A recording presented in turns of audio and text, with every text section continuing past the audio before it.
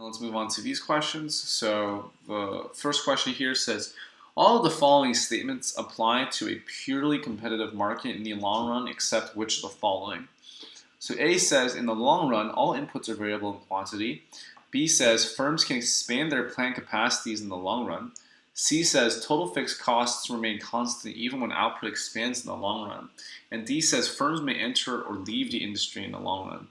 So let's go down this list and see if we can say which one of these are true or false. So A says, in the long run, all inputs are variable in quantity. That is true. The difference between the short run and the long run is that the short run assumes certain fixed costs can't be changed. In the long run assumes that there's no such thing as fixed costs, that all costs can be changed. So A is going to be true. B says that firms can expand their plant capacities in the long run. Again, that is true. Plant capacity might be a limiting factor in the short run. In the long run, we again assume everything is variable. So you can totally expand your plant capacity if you want to in the long run. C says total fixed costs remain constant even when output expands in the long run.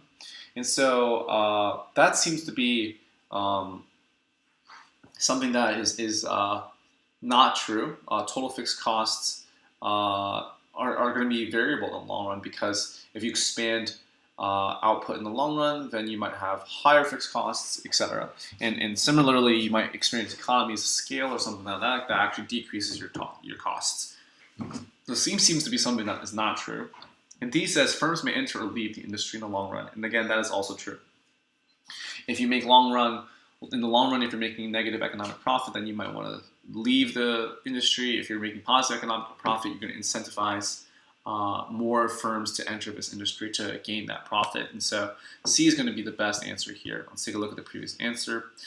In the long run, perfect competition, all variables and hence costs are variable in the firm and nothing is fixed. Therefore, option C, or total fixed cost remains constant even when output expands in the long run, is the right answer.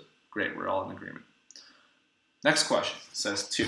Which of the following is true of normal profits? A says they are necessary to keep a firm in the industry in the long run. B says they are zero under pure competition in the long run. C says they are excluded from a firm's cost of production. And D says they are what attracts other firms to enter an industry. So normal profits essentially assumes that including your economic profit is zero. Right. There again, it's a distinction between economic profit and accounting profit, because economic profit accounts for opportunity costs. But that's the central gist of it. So A says that they are necessary, that normal profits are necessary to keep a firm in the industry in the long run. And this is true. If a firm is not making normal profits and they're making negative profits, then they simply cannot operate in the long run because they would be continually losing money. And so A is definitely going to be something that is going to be true. B says they are zero under pure competition in the long run. Again, this is confusing. I think it's unclear what zero refers to. But if we assume that there's a distinction between there is a distinction between accounting profit and normal profits, and if they're talking about accounting profits, then it's not necessarily true that they need to be zero. Right? Under pure competition, they could be positive accounting profits and zero economic profit, and that would be true. But if without that clarification, it's unclear at this point. C said they are excluded from a firm's cost of production. It's again, profits are not a cost of, they're not an input cost, and they're not something that we consider when doing production. And so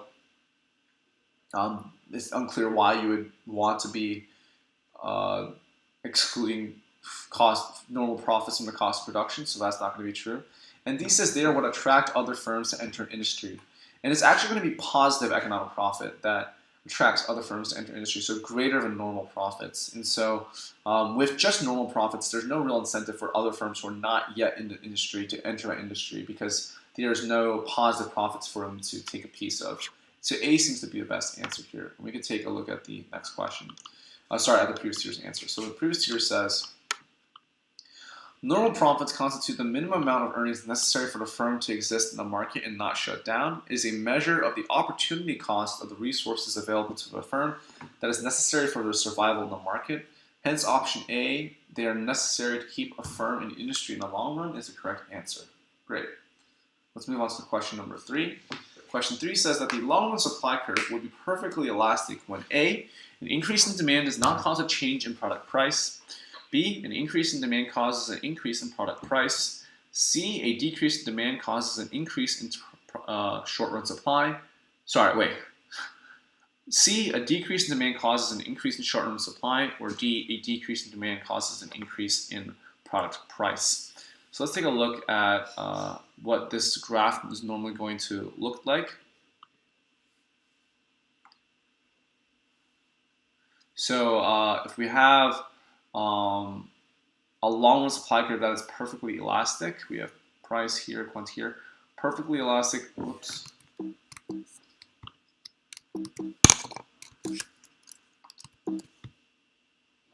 Okay, assume this is horizontal. For some reason, I can't.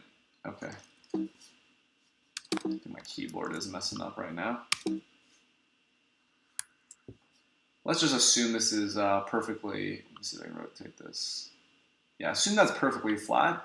Then if we have a demand curve here, right? This is our demand curve. This is our supply curve. Which of these is going to happen, right? An increase in demand does not cause a change in product price. So an increase in demand shifts demand to the right. We have a new demand curve. And again, we see how the price does not change. The price stays constant at P star. So it seems like A is already the right answer. B says the increase in demand causes an increase in product price. We know that's not the case. We know that no change in demand is going to cause a price change. C says a decrease in demand causes an increase in short-run supply. Again, supply is not changing as a result of demand. And D says a decrease in demand causes an increase in product price. And we know that demand changes are not going to affect price when you have a perfectly elastic supply curve. So it looks like A is going to be the best answer here. The long-run supply curve would be perfectly elastic when an increase in demand does not cause a change in product price.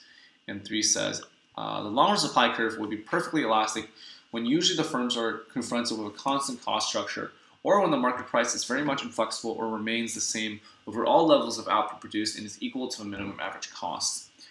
Thus, option A, or an increase in demand does not cause a change in product price, is the correct answer. Okay, great. Let's go to question 4.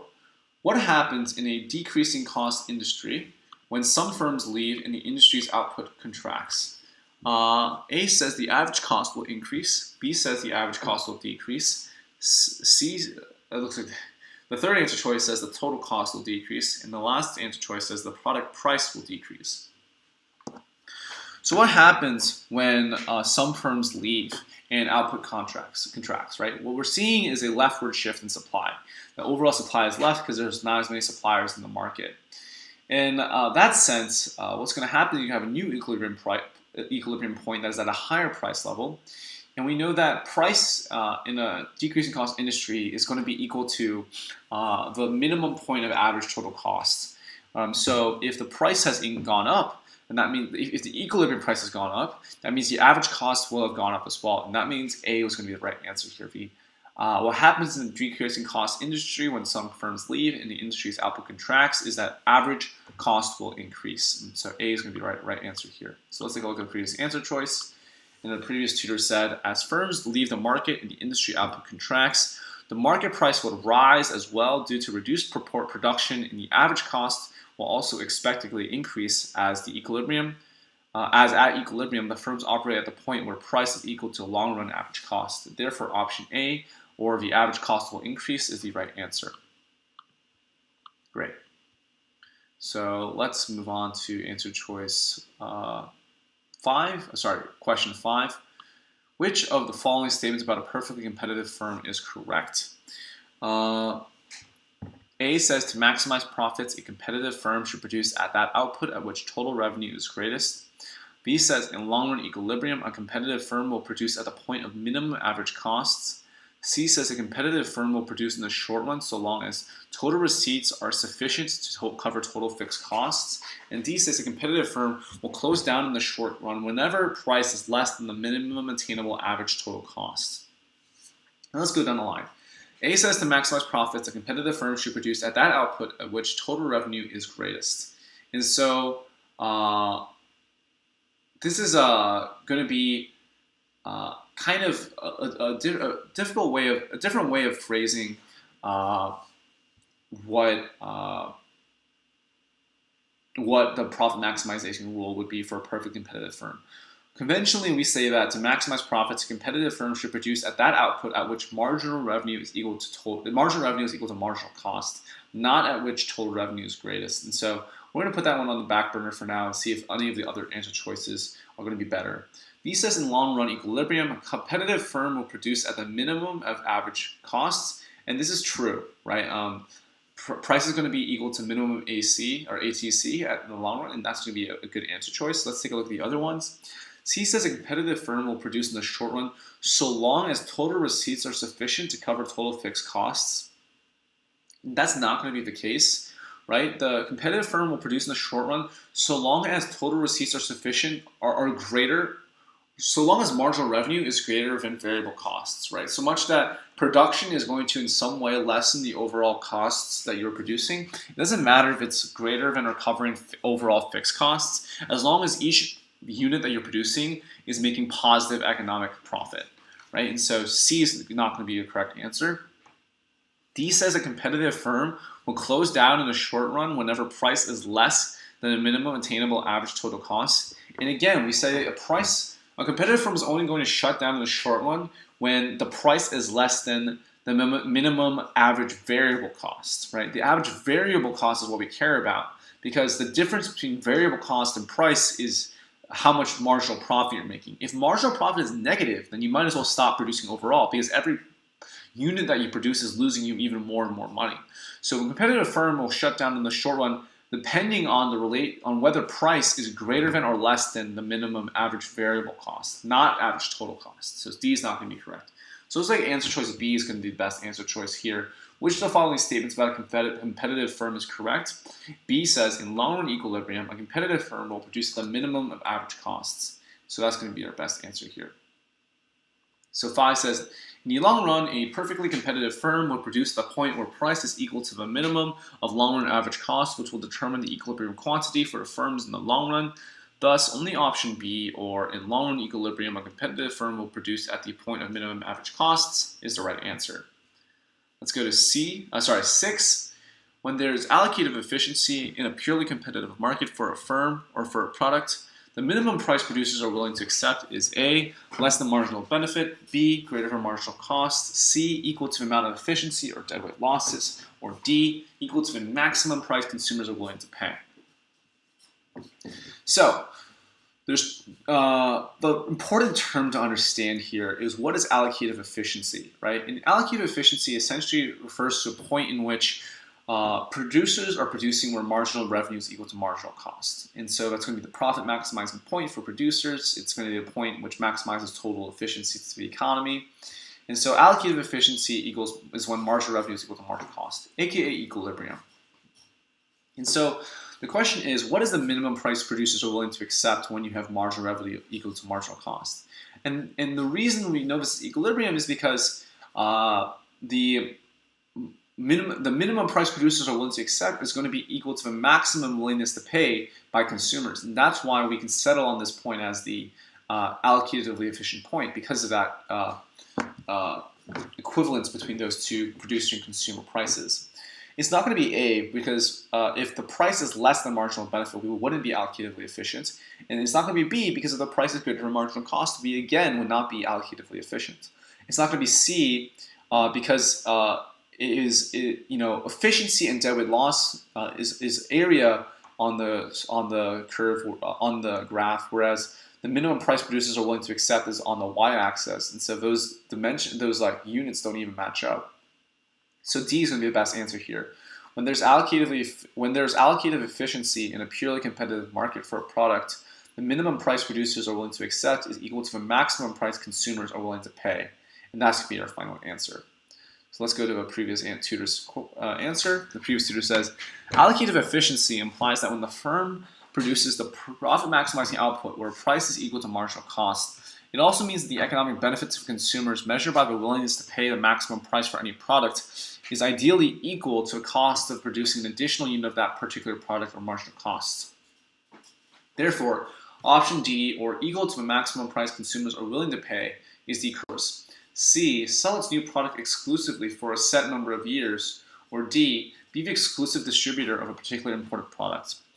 So again, a patent is a legal right granted by the government to a firm that owns the patent, and a patent conveys a certain number of rights. It conveys exclusive right to distribute, exclusive right to derivative works, exclusive not derivative works, sorry, exclusive right to distribute, exclusive right to license this product out and profit off this product. And so, in that sense, C is going to be the best answer here, right?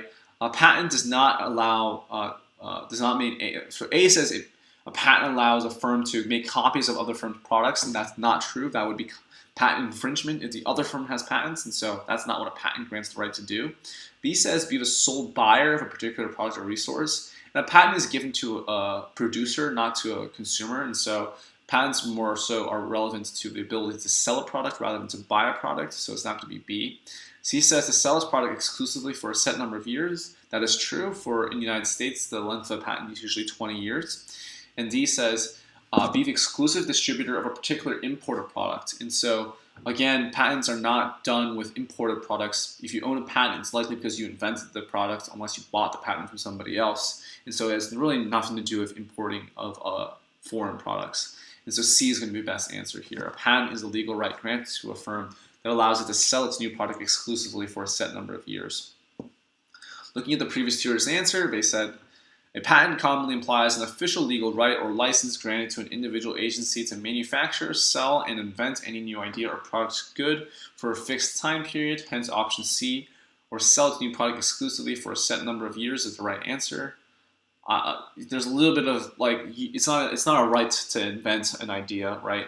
Most of the time, if you're granted a patent, you've already invented it, but largely the idea is captured there, so we can say that's good.